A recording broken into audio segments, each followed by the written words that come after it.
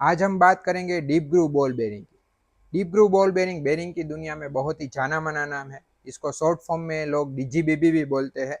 उसका full form है DGBB, मतलब deep groove ball bearing.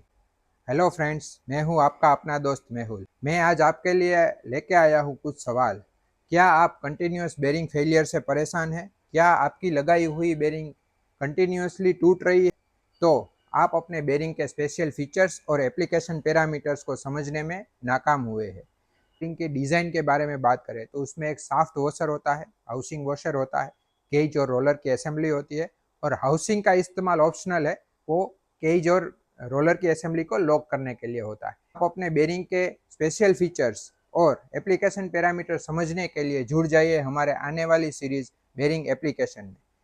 Bearing application में आपको मिलेगी कुछ एक्सक्लूसिव जानकारियाँ अपने एप्लीकेशन पैरामीटर को समझने के लिए और बेरिंग के स्पेशल फीचर्स को जानने के लिए। तो अब सब्सक्राइब करना मत भूलिए हमारी YouTube channel KEC bearings private limited. Thank you.